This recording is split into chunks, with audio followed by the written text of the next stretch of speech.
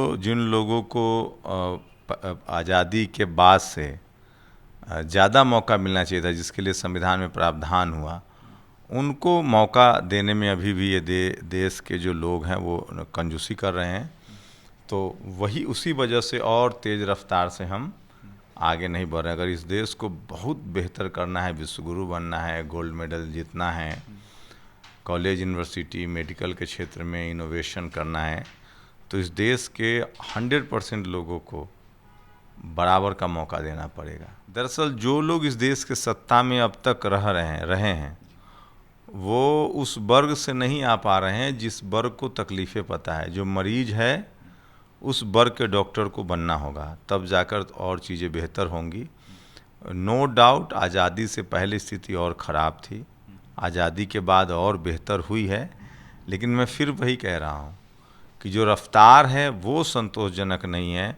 और जो लोग आज़ादी से पहले सिस्टम में थे वही आज़ादी के बाद भी सिस्टम में कुंडली मार के बैठे हुए हैं। सुप्रीम कोर्ट में जब तक हाई कोर्ट में डाइवर्सिटी नहीं आती है, कोलेजियम सिस्टम ख़त्म नहीं होता है। मैं सुप्रीम कोर्ट और हाई कोर्ट के खासकर संवैधानिक मामलों पर खासकर रिजर्वेशन से जुड़े मसलों पर मैं उसके फैसलों से सहमत नहीं हूँ, क्योंकि वहाँ जो जज बैठे हैं वो अपनी जाति से ऊपर नहीं उठ पा रहे हैं।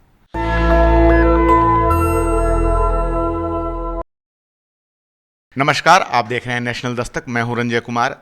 देश आज़ादी का 78वां स्वतंत्रता दिवस मनाने जा रहा है और देश जो है पिछले 77 सालों में कई क्षेत्रों में जो है आगे बढ़ चुका है। देश में दो हरित क्रांति हो चुकी है, देश अंतरिक्ष विज्ञान के क्षेत्र में आगे बढ़ चुका है, देश जो है भारत देश चंद्रमा के दक्षिणी हिस्से पर उतरने वाला विश्व का पहला देश है।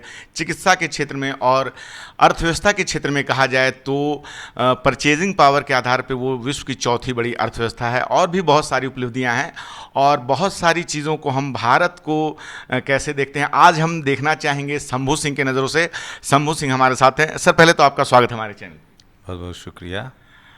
सर, देश आज़ादी का 78वां स्वतंत्रता दिवस मनाने जा रहा है और 77 वर्ष पूरे हो गए। आप कैसे देखते हैं 1947 के भारत को और आज के 2024 के भारत को? बिल्कुल, बहुत चीज़ बदला है, बहुत बेहतर हुआ है, लेकिन जो रफ्तार है वो और तेज़ होनी चाहिए। और ज़्यादा बेहतर चीज़ें उनके लिए हुई है जिनके लिए पहले भी बेहतर थी, लेकिन जिन लोगों को आज़ादी के बाद से ज़्यादा मौका मिलना चाहिए था, जिसके लिए संविधान में प्रावधान हुआ, उनको मौका देने में अभी भी ये देश के जो लोग हैं वो कंजूसी कर रहे हैं। तो वही उसी वजह से और तेज़ रफ्तार से हम आगे नहीं बढ़ रहे। अगर इस देश को बहुत बेहतर करना है, विश्वगुरु बनना है, गोल्ड मेडल जीतना है, कॉलेज यूनिवर्सिटी मेडिकल के क्षेत्र में इनोवेशन करना है, तो इस देश के 100% लोगों को बराबर का मौका देना पड़ेगा। सर, आपने इसी साल जो है चुनाव लड़ा है, तो आपको भी वो मौका मिला है। क्या आपको नहीं लगता है कि सभी के लिए मौके समान हैं? जो लोग जिस तरह की योग्यता रखते हैं, जैसे आपने इस साल चुनाव लड़ा लोकतंत्र में। चुनाव, बाबा साहब ने जब संविधान लागू हो रहा था 1950 में, तो उन्होंने कहा कि हम एक ऐसे दुविधा में जा रहे हैं जहां हमें राजनीतिक भागीदारी तो होगी, राजनीतिक अधिकार तो होगा, लेकिन सामाजिक और आर्थिक अधिकार नहीं है। जो पैसे का जो डिसेंट्रलाइजेशन है, आपने बिहार की जाति जनगणना में देखा। इस देश में सरकारी संपत्तियों में किन लोगों का कब्जा है, इस देश में कॉन्ट्रैक्टर कौन है, बड़े बड़े ठेकेदार कौन हैं, इस देश में बड़े बड़े इंडस्ट्रियलिस्ट कौन है, इस देश में मजदूर कौन है, और इंडस्ट्रियलिस्ट की एक जाति है और मजदूरों की एक जाति है। इस देश में डॉक्टर, इंजीनियर, प्रोफेसर्स की एक जाति है, बाकी लोग मरीज की एक जाति है। तो मैं वही कह रहा हूँ कि चुनाव राजनीतिक भागीदारी तो है, SC ST का रिजर्वेशन है, OBC का रिजर्वेशन नहीं है, लेकिन उनकी भी भागीदारी हो रही है। लेकिन कोई देश तभी मजबूत होगा जब उसमें आर्थिक भागीदारी और सामाजिक भागीदारी, सबको लगे कि हमें देश के लिए कुछ करना है और उसको मौका भी मिलना चाहिए। तो आर्थिक भागीदारी और सामाजिक भागीदारी ये होना चाहिए। और जो लोग इस देश के सिस्टम में बेहतर स्थिति में हैं, उनकी नैतिक जिम्मेदारी है कि जो लोग पीछे छूट रहे हैं उनका हाथ थामें। सर, इस देश की सरकारें 1947 से लेके आज तक बहुत सारे आर्थिक योजनाएं लाती हैं गरीब वर्गों के लिए। बहुत सारी सामाजिक योजनाएं भी लाई जाती है, शैक्षणिक शिक्षा क्षेत्र में शैक्षणिक योजनाएं भी हैं। तो क्या लगता है कहाँ कमी रह जा रही है सरकार की? सरकार अपनी तरफ से पूरा प्रयास कर रही है, हालांकि राजीव गांधी ने भी कहा था कि सरकार जो पैसा भेजती है उसका मात्र जो है 25 पैसा ही नीचे तक पहुंच पाता है। तो फिर जब उनको पता था तो उनको दुरुस्त करना चाहिए। दरअसल जो लोग इस देश के सत्ता में अब तक रहे हैं वो उस वर्ग से नहीं आ पा रहे हैं जिस वर्ग को तकलीफ़ें पता है। जो मरीज है उस वर्ग के डॉक्टर को बनना होगा, तब जाकर और चीज़ें बेहतर होंगी। नो डाउट आज़ादी से पहले स्थिति और ख़राब थी, आज़ादी के बाद और बेहतर हुई है, लेकिन मैं फिर वही कह रहा हूँ कि जो रफ्तार है वो संतोषजनक नहीं है। और जो लोग आज़ादी से पहले सिस्टम में थे वही आज़ादी के बाद भी सिस्टम में कुंडली मार के बैठे हुए हैं, उनको थोड़ा सा स्पेस देना होगा, जगह देना होगा। और जैसे क्रिकेट खेलते हैं या कोई भी स्पोर्ट्स खेलते हैं तो एक उम्र के बाद आपको रिटायरमेंट लेना पड़ता है, तो तमाम लोगों को, नए लोगों को मौका देना पड़ेगा। तो मैं फिर वही कह रहा हूँ कि जो आज़ादी के बाद चीज़ें बेहतर हुई हैं और मुझे उम्मीद है आगे और बेहतर होंगी, जब तक रिप्रेजेंटेशन, जो भागीदारी का सवाल है, जो रिजर्वेशन का सवाल है, जो संविधान सबको बराबर का मौका देना चाहता है, वो मौका जब तक नहीं मिलेगा तब तक और बेहतर नहीं हो सकता है। और ख़ासकर business, media, judiciary, college, university, bureaucracy, business, sports, cinema, राजनीतिक भागीदारी है लेकिन सोशल भागीदारी और आर्थिक भागीदारी नहीं। आप देखिए ना, सर्वे आया है 90% लोगों के पास संसाधन है, 10% लोगों के पास संसाधन है, 90% लोग मजदूर हैं। तो ये जो डिस्पैरिटी है, ये जो खाई है, इसको और जल्दी पाटना पड़ेगा तेज़ी से। सर, आज़ादी के 77 साल बीतने के बाद इस देश में जो युवा हैं, किसान हैं, महिला हैं, अभी हम अगर न्यूज़ चैनल की, अगर आज की खबरों की बात करें तो अभी एक हफ्ते की खबरों की बात करें तो सबसे ज़्यादा जो खबर चल रही है कि SC ST कोटे में सब कोटा बनाए जाने की जो बात सुप्रीम कोर्ट ने जो फैसला दिया है उस पर विरोध और समर्थन चल रहा है। और अभी हमारे देश में एक कोलकाता में एक बलात्कार की घटना हुई, उसके बाद जो है उस पर भी काफ़ी ज़्यादा है कि अभी भी महिला सुरक्षा भारत में उस तरह से नहीं है। आप कैसे देखते हैं कि आज के भारत में महिला सुरक्षा या किसान, जबकि दो हरित क्रांति हो चुकी है, वो अन्नदाता हैं और अभी पिछले साल वो उनके जो 750 किसान एक आंदोलन में मारे जाते हैं? नहीं, देखिए, इस देश में जो ज़मीन का जो वर्गीकरण है वो लैंड रिफॉर्म होना चाहिए।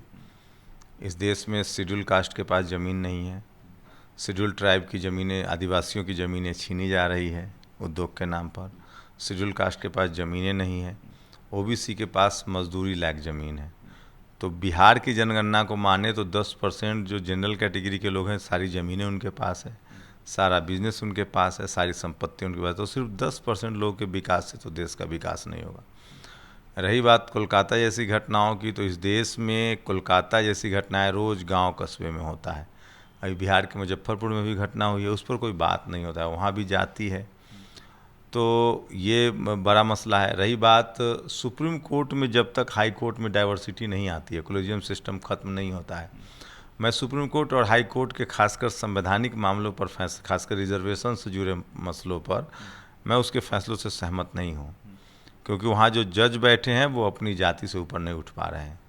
कोलेजियम से जब तक वहाँ रिप्रेजेंटेशन नहीं होगा, सारे कम्युनिटी के जज नहीं होंगे, तब तक SC ST के खिलाफ फैसले आते हैं वहाँ से। मंडल कमीशन में OBC को क्रीमी लेयर लगा दिया गया। अभी सरकार ने कहा 75% बिहार में रिजर्वेशन देंगे, आपने रोक लगा दिया। देश भर में OBC का रिजर्वेशन है, आप कुछ 27% नहीं दे रहे हैं। आज तक आज़ादी के बाद कोई ऐसी वैकेंसी नहीं निकली जिसमें सीट की बेईमानी वैकेंसी के निकलते ही नहीं हो जाती है, SC ST OBC की। उस पर कोई नहीं बोलता है, बैकलॉग पर कोई नहीं बोल रहा है। फिर से जातियों में बांटने की कोशिश है, तो SC ST समाज को नहीं बांटना चाहिए। हाँ, एक जो अगर सुप्रीम कोर्ट को पे बैक टू सोसाइटी पर फोकस करना चाहिए, बैकलॉग भरना चाहिए, और जो लोग पीछे छूट रहे हैं उनको बराबर का मौका मिलना चाहिए। एक बात। दूसरी बात, जब तक इस देश में परिवारवाद, जातिवाद, लोग पहले परिवारवाद करते हैं जो सिस्टम में है, फिर वो जातिवाद करते हैं, और फिर वो भ्रष्टाचार करते हैं। इन तीनों पर जब तक अंकुश नहीं लगेगा, और जैसे ही परिवारवाद और जातिवाद पर अंकुश लगेगा, परिवार भ्रष्टाचार खुद खत्म हो जाएगा। सर, जब हम ग्राउंड में रहते हैं तो कई सारे लोग मिलते हैं, उसमें कई बार जो स्वर्ण समाज के जो लोग हैं उनका सीधा सीधा कहना होता है कि आज़ादी के इतने वर्ष बीत गए लेकिन अभी भी आरक्षण को लोग छोड़ना नहीं चाहते हैं। और उनका कहना होता है कि खुद बाबा साहब भीमराव अम्बेडकर ने कहा था कि आरक्षण की समीक्षा जो है हर 10 वर्ष पे होनी चाहिए। ये झूठ बात है। उन्होंने पॉलिटिकल रिजर्वेशन की बात कही थी। 10 साल पर संसद में और विधानसभा में लोग अपना रिजर्वेशन बढ़ा लेते हैं, उसकी समीक्षा की बात कही थी। ये जो संवैधानिक आरक्षण है SC ST OBC का, उसकी बात नहीं थी। एक तो झूठ है। रही बात 75 साल, पहले आप लागू तो कर दो। जो 75 पहले आप उसको 10 साल इम्प्लीमेंट करके देखो ना। आप पूरा बैकलॉग तो भर दो, सारे सीटों पर ईमानदारी से वैकेंसी तो निकाल दो। तो जिन लोगों ने मतलब जिन लोगों ने जाति बनाई, जिन लोगों ने जाति का फ़ायदा उठाया, वही लोग सिस्टम में हैं, और वो जो जाति खत्म करने के लिए जो आरक्षण की व्यवस्था है उसको लागू नहीं होने दे रहे हैं। अगर सही में लागू 10 साल भी ईमानदारी से कर दिया जाए तो सारी समस्याएं खत्म हो जाएगी। सर, भ्रष्टाचार भी इस देश का एक बहुत बड़ा मुद्दा है। आज़ादी के 75 साल बाद 77 साल बाद जो है हर सरकार इस बात का वादा करती है कि भ्रष्टाचार मुक्त भारत बनेगा। आप कितना देख पाते हैं संस्थाओं को? आप पहले बताइए कि भ्रष्टाचार किन क्षेत्रों में? सबसे बड़ा भ्रष्टाचार है प्राइवेट सेक्टर में।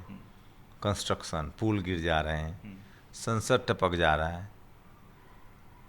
नौकरी कर, आप सरकारी नौकरी करके कितना भ्रष्टाचार करेंगे?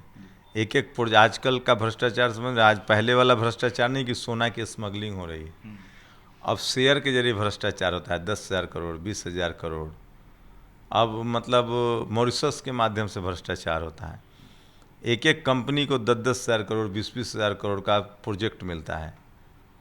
वहाँ जब तक रिजर्वेशन नहीं होगा, वहाँ जब तक हर समाज के लोग नहीं होंगे, तब तक भ्रष्टाचार नहीं रुकेगा। पहले तो भ्रष्टाचार की परिभाषा बदल गई है। खीरा चोरी और हीरा चोरी में फ़र्क समझिए। 10,000 करोड़, 20,000 करोड़ लेके बैंक का लोन लेके लोग भाग रहे हैं। सरकारें 10-10 लाख करोड़ का टैक्स माफ़ कर रही है। ये क्या है? तो भ्रष्टाचार की परिभाषा बहुत महीन हो गई है, जैसे जातिवाद महीन हो गया है। तो भ्रष्टाचार तभी खत्म होगा जब इस देश के हर तबके के लोग सिस्टम में आएंगे, खासकर SC ST OBC और किसान कम्युनिटी, अल्पसंख्यक समाज के लोग। जब डिसीजन, आप बताइए ना, अभी जो कुछ हाल के भ्रष्टाचार हैं, सेबी के में कौन है हेड? नीट में हेड कौन है? आप बताइए। नीट की प्रमुख कौन है जिसमें भ्रष्टाचार हुआ? UPSC के हेड कौन थे जहां इस तरह के भ्रष्टाचार के मामले सामने आए? सेबी के हेड कौन है? सारे बैंकों के CEO कौन हैं? इनकम टैक्स ED में कौन लोग बैठे हुए हैं? तो मैं फिर कह रहा हूँ ना, रिजर्वेशन हर सवाल का सॉल्यूशन है। जब सब जैसे एक जगह एक दुकान है तो वहाँ मोनोपोली है, उसकी महंगा सामान बेचेगा। जी बिल्कुल। 10 दुकान खुल जाएगा तो कंपटीशन हो जाएगा। तो जब हर समाज के लोग सिस्टम में बैठेंगे तब उनको डर रहेगा। यहाँ चपरासी से लेकर चीफ जस्टिस तक जब एक ही तरह के लोग बैठे रहेंगे तो उनका भाई भतीजावाद, परिवारवाद और जातिवाद चलता रहेगा। इसीलिए कह रहा हूँ, रिजर्वेशन वो औजार है, वो शस्त्र है, वो टेक्निक है, निंजा टेक्निक है। वो जिस दिन 100% रिजर्वेशन लागू हो गया, इस देश से परिवारवाद, जातिवाद, भ्रष्टाचार खत्म हो जाएगा और भारत फिर सोने की चिड़िया हो जाएगी। ये आज़ादी के 77 साल भी होने वाले हैं और न्यायपालिका पे बहुत सारी उंगलियां उठ रही हैं कि न्यायपालिका के थ्रू जो है एक अलग तरह का शासन हो रहा है। आप उस पर क्या कहना चाहिए? वहाँ भी रिजर्वेशन पहले लागू हो, कोलिजियम सिस्टम खत्म हो, एक जो अघोषित जो वहाँ रिजर्वेशन है वो खत्म हो, और नेशनल जुडिशियल कमीशन, पहले तो रिजर्वेशन लागू, एग्जाम हो और जजों की भर्ती हो। सर, एक आखिरी सवाल, आपको क्या लगता है भारत को आर्थिक, सामाजिक और राजनीतिक रूप से न्याय देने के लिए क्या लगता है सरकार को क्या करना चाहिए? ऐसे बहुत सारे काम किए जा रहे हैं। सबसे पहले जातिवाद खत्म हो, आरक्षण को पूरी तरह से लागू किया जाए। उसके बाद परिवारवाद खुद खत्म हो जाएगा और भ्रष्टाचार खुद खत्म हो जाएगा। आरक्षण आप देखिए ना, तमाम PSU कंपनियों में जहाँ रिजर्वेशन है कितना बढ़िया है। LIC, SBI, सारी नवरत्न कंपनियों में रिजर्वेशन है। जब इस देश के 140 करोड़ लोगों को सबको लगेगा कि मुझे भी आगे बढ़ने का मौका है, मैं भी कल BSNL का प्रमुख बन सकता हूँ, मैं भी कल सेबी का हेड बन सकता हूँ, मैं भी राजनीति में सबको भागीदारी, सब सपना देखता है ना कि मैं प्रधानमंत्री बन सकता हूँ। आर्थिक मोर्चे पर भी ये कहना है कि मैं भी बिजनेसमैन बन सकता हूँ, मैं भी गोल्ड मेडल जीत सकता हूँ। तो सबको बराबर का जब मौका मिलेगा, 140 करोड़ लोगों को लगेगा कि नहीं, यहाँ मेरे लिए भी दरवाजे खुले हैं, कोई मेरे साथ जाति के नाम पर, धर्म के नाम पर, परिवार के नाम पर भेदभाव नहीं करेगा, तब बेहतर मुल्क और बेहतर मुल्क बनेगा। Thank you sir. और जनता को क्या मैसेज देना चाहेंगे आप? हालांकि रोज़ लाइव आते हैं, आप हमारे वीडियो के थ्रू क्या कहना चाहेंगे? बिल्कुल, अपने संवैधानिक अधिकार के प्रति सजग रहिए, संवैधानिक कर्तव्यों के प्रति सजग रहिए, और देश की आज़ादी के बाद देश को मजबूत बनाने में संविधान की प्रक्रिया है, और संविधान को हम सब बचाएंगे तो संविधान हमें भी बचाएगा। बस ज़रूरी है कि जो संवैधानिक पदों पर बैठे हुए लोग हैं वो सिर्फ और सिर्फ भारतीय बने, वो परिवारवाद, जातिवाद और भ्रष्टाचार से निकले, और इस देश को बेहतर मुल्क बनाना है तो सबको बराबर का मौका दें। उनके साथ परिवारवाद न करें, जातिवाद न करें और भ्रष्टाचार न करें। तो आपने सुना शंभू सिंह जी को। तो स्वतंत्रता दिवस की पूर्व संध्या पे हमने बातचीत की। क्या है आपकी राय इस पूरे बातचीत पे? आप अपनी राय हमें कमेंट में ज़रूर बताएं। मैं रंजय कुमार, कैमरामैन आशीष के साथ, नेशनल दस्तक। नेशनल दस्तक की आपसे गुजारिश है कि अगर इसको बचाना चाहते हैं तो नेशनल दस्तक को सब्सक्राइब करने के लिए रेड कलर के सब्सक्राइब बटन को दबाएं, फिर बेल आइकन की घंटी दबाएं। नेशनल दस्तक को बचाने के लिए बहुत ज़रूरी है कि हर खबर को शेयर करें, लाइक करें, कमेंट जरूर करें।